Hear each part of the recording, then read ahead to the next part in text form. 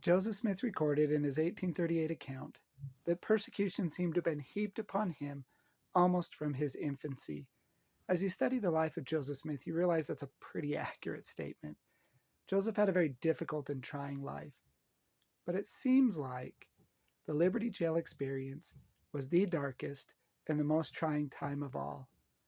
On November 1st, 1838, Joseph Smith is betrayed into the hands of General Samuel D. Lucas, an old Jackson County foe from 1833. He is betrayed for a pitiful sum of $600. According to Lyman White, who was there, Colonel George M. Hinkle rode up and said, "Here are the prisoners I promised to deliver you." Joseph Smith said, "I thought we were going to arrange a treaty here." And General Lucas said, "Well, you've been misinformed." Samuel D. Lucas, General Lucas, takes him into the camp of the soldiers amongst cheers and jeers and taunts. They spend that night in the cold rain in November. Around that time, you'll recall that General Lucas orders General Alexander W. Doniphan to take these men into the square and shoot them. General Doniphan responds that it is cold-blooded murder, and I will not obey that order. And if you execute these men, I will hold you responsible before an earthly tribunal, so help me God. Samuel D. Lucas spends the next few days trying to find out how to have a court-martial to execute these prisoners. When that fails, he makes a straight line to Jackson County to Independence. They're there for a few days. They hold up in the Independence jail until General Park, the general who was charged by Governor Lilburn W. Boggs to oversee the Missouri conflicts, Samuel D. Lucas is ordered to bring them back to Richmond. They return back to Richmond. While there, they have a trial, a 10-day court of inquiry to see if there's enough evidence to charge Joseph, Hiram, Sidney Rigdon, and others. Joseph Smith and the others imprisoned are asked to provide a list of individuals who could act as witnesses. Joseph does. He hands it over to Austin A. King, and Austin A. King takes that list and delivers it to another Jackson County foe by the name of Samuel Bogart, and Samuel Bogart then goes and arrests these individuals as accomplices in the crimes. It gets to be so difficult, so trying, that Alexander W. Doniphan, who is serving now as Joseph's lawyer, throws his hands up in exasperation and declares, "Even if a cohort of angels were to come down, it would be the same. For they have determined that we will be guilty, and nothing but our blood will satisfy them." He gives up on calling witnesses. It's also during this time, while they're imprisoned in the Richmond jail, that you will recall that Joseph and the others that were chained spent the entire night listening to the tirades and the boasts and the awful oaths sworn by the guards. Joseph, at about midnight with chains, stands up and boldly declares, "Silence, ye fiends of the infernal pit. In the name of Jesus Christ, I rebuke you and command you to be still. I will not live another minute and hear such language. Cease such talk, or you or I die this instant." Parley P. Pratt, who was chained next to Joseph, recalled that he had seen majesty many times, and he had tried to envision courts and rulers, but he'd only seen majesty, true majesty, one time, as it stood chained in an obscure village in Missouri. Referring to that experience, you'll also recall at this time a former friend and member of the Quorum of the 12 Apostles by the name of William E. McClellan asks for the privilege of flogging or whipping Joseph Smith while he is imprisoned. The jailer refuses unless Joseph Smith is also released, and Joseph agrees to it, but the jailer says no, he needs to be released. William E. McClellan then says, "Well, if he's released, I get a club." And the jailer just refused to do it. This is the kind of the situation and the scenario that he's in. Very difficult and very trying times. This jury that's going on at this time is comprised of Austin A. King as the judge. He is a very prejudiced individual. Joseph understood why. Back in 1833 in Jackson County, Austin A. King's brother-in-law, a man by the name of Hugh Brazel, had threatened the Saints, and in a battle of the Big Blue, a Whitmer settlement near Independence, he is killed. Austin A. King is very, very prejudiced as a result of this uh, this death in his family. The guards also are drunk with Austin A. King, with the judge. They're drunk the entire proceedings. They boast because they were also part of the Hans Mill massacre, where two small boys, ages 9 and 10, a 15-year-old boy, and 14 men were killed. This is the jury and the judge, and they are drunk the entire time. Hiram, Joseph, and Parley P. Pratt and a number of others called it a mock trial, a sham trial. They also called it an inquisition, like the days of Nero. Nero, that emperor who sought out the Christians to kill and eradicate them. This was a very difficult and trying time. Joseph then describes his experience in Liberty Jail.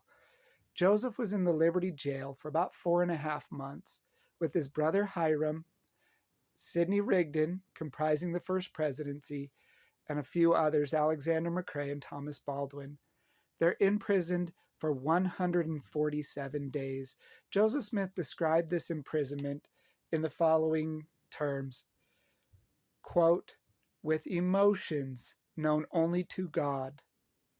Another quote, these circumstances defy the pen or tongue or angels to describe what we experience. The walls, grates, and squeaking iron doors of a lonesome, dark, dirty prison. We peek through the grates of this lonesome prison. Joseph described, and I think this is possibly the most telling, Joseph described it as hell surrounded by demons. But it was also a time of faith. Joseph said, we lean on the arm of Jehovah and none else for deliverance. Speaking of the people in Missouri, he said, there is a great thirst for our blood in the state of Missouri. Another quote, to gratify the malice of hell have I suffered. And lastly, I bear with fortitude all my oppressions. It was a very dark and very difficult and dismal time for Joseph. Another telling quote, although it's filled with extreme hyperbole, is what Sidney Rigdon said when he was released from prison in February of 1839. In February, Sidney Rigdon leaves the jail, and as he leaves the jail, he makes that infamous statement that I'm sure he regrets to this day. He said that the sufferings of Jesus Christ were a fool to what he had suffered. Now, obviously, that's hyperbole. It's extreme. I'm sure he regrets it, but it does reflect the difficulty that they experienced. They experienced difficulty for a number of reasons. It was extremely cold that winter of 1838 to 1839. So cold, in fact, that the Missouri and the Mississippi rivers froze over solid. That's cold. They also couldn't have a fire in the prison because the smoke would choke them out. It was so cold that Joseph Smith asked Emma when she came to visit him if she had any blankets for him. And she burst into tears because she didn't have any. They'd been taken by former friends. It was extremely, extremely cold. The living conditions there, they only had 2 windows. They were only about 6 inches wide by 22 inches tall. Very little light actually made it in. The walls are about 4 feet thick. Very little light made it in. It was extremely depressive for Joseph Smith. The living conditions were very, very poor. Joseph and others recorded that the food was little to none, and what they did receive, They would only eat if they were forced to and driven there by hunger. Joseph Smith and Hiram Smith and Lyman White described being poisoned 4 different times. The food was lowered from the upper level down into the dungeon in a bucket that was used for their latrine, as well as where the chickens had roosted the night before, and their food was passed down that way. Very, very coarse. Hiram Smith recorded that they were fed human flesh, what he was told Mormon beef. Very, very difficult and trying times. What made it even more difficult is that it came at the hands of former friends. And those who did remain faithful to Joseph Smith and the church were being driven from their homes that winter. They were forced to leave Missouri and go into Illinois facing an unknown future, driven from their homes and their comforts without any compensation for what they had lost. Hundreds of thousands of dollars in property and belongings and valuables. So difficult, trying times. It was very trying for Joseph to think about what his beloved saints were enduring. We know of at least on a couple of occasions he prayed that God would deliver the saints from this difficulty. But I think what made it even more difficult than their living conditions and to know that the saints were being forced out is the deep and painful loneliness that they experienced. Joseph Smith would write to his wife, fearing that his children would forget who he was, as he suffers in prison and under arrest for about 5.5 months. 4.5 of those in the Liberty Jail.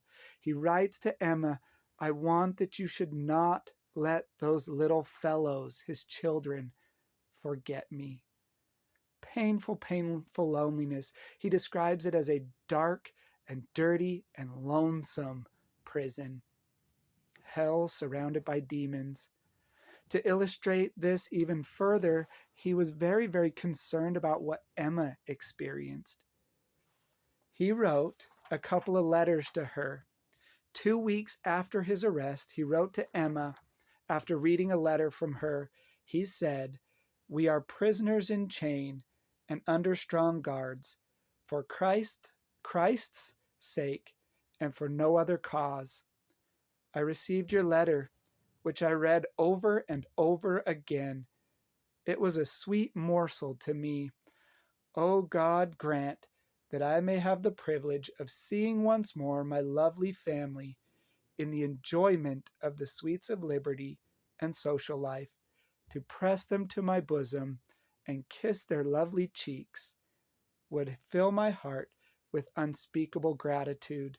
That was just 2 weeks after his arrest on November 1st. 1 month after his arrest, on December 1st, 1838, he said, "My dear Emma, I very well know your toils and sympathize with you. If God will spare my life once more to have the privilege of taking care of you, I will ease your care and endeavor to comfort your heart." Later, on April 4th, just before his release from prison, he said this, "My dear Emma, I think of you and the children continually. I would gladly walk from here, Liberty Jail, to you in Illinois." By the way, that's a distance of about 200 miles. He said, "I would gladly walk from here to you, barefoot, bareheaded, and half naked to see you, and think it a great pleasure, and never count it a toil." And he does just that as he escapes and makes his way to Illinois. Very, very difficult, very, very trying times Joseph endured as his saints, some 12 to 15,000, are forced out. But even more difficult than that, as his wife, carrying about 40 pages of manuscript, takes their 4 small children, ages 7.5 to 8 months old, into Illinois to face an unknown future. Against this backdrop of extreme difficulty, some of the most powerful and brilliant teachings were taught in sections 121, 122, and 123. I'd like to read just a few. He is reminded that his friends stand by him and that he will have the privilege of hailing them again. He receives the promise that his enemies will be cut off, disappointed, and their hopes will be blasted. I love that verb. Their hopes will be blasted. And then he pronounces a woe upon the heads of their enemies because they have offended the little ones. I love the next point, that knowledge and revelation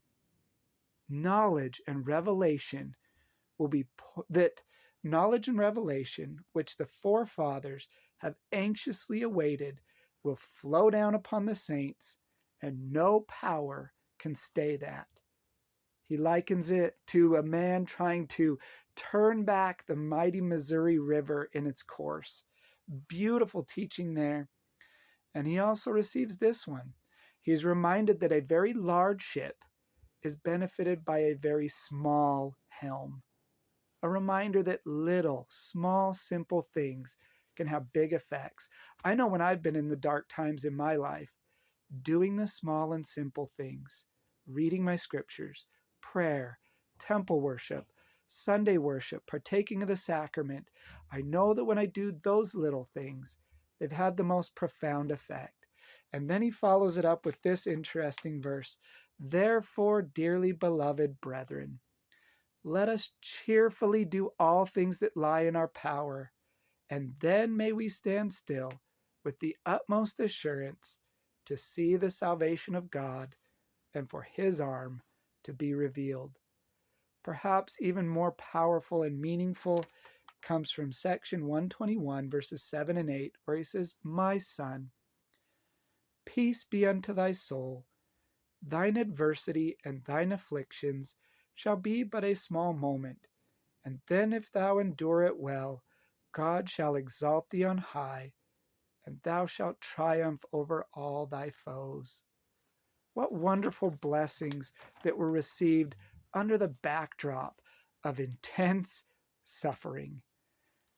As I mentioned before, probably the most difficult and trying time Joseph ever had in his entire life, including another jail, the Carthage jail. I'd like to share one last experience, one last quote with you by Alexander McCrae. Alexander McCrae is a young man. He's 2 years younger than Joseph Smith at this time. At the age of 31, he is arrested. He has to leave his beautiful wife Eunice and their small children to escape over into Missouri, or to escape from Missouri into Illinois. This is one of the great lessons that we can learn from the Liberty Jail. It's the lesson that Alexander McCrae learned. Alexander McCrae said, "We never suffered ourselves to go into any important measure without asking Brother Joseph to inquire of the Lord in relation to it. Such was our confidence in him as a prophet, that when he said, 'Thus saith the Lord,' we were confident it would be as he had said. And the more we tried it, the more confidence we had, for we never found his word fail in a single instant." For Alexander McCrae, who is in a very unique position, he gets to see a prophet of God suffering. He gets to see a prophet of God in prison. For him, it was very strengthening for his testimony of the prophet, that the prophet could still in such a dark time receive revelation. And he found that the more he trusted in the prophet, the more he found that it was true, what the prophet said. Wonderful lesson to learn against the backdrop of intense suffering. The Liberty Jail was a dark time. The Liberty Jail was a difficult time. But hope came. Peace came. I think of what President Eyring said, that we receive strength to get us through the trial, Not that our trials and our persecution and our difficulty, whatever it may be, will be removed from us, but we will be given the power and the strength to get through it. A beautiful lesson we can learn from the Liberty Jail. I hope you enjoyed these thoughts. There's many more things we could say, but the Liberty Jail is where the prophet learned revelation.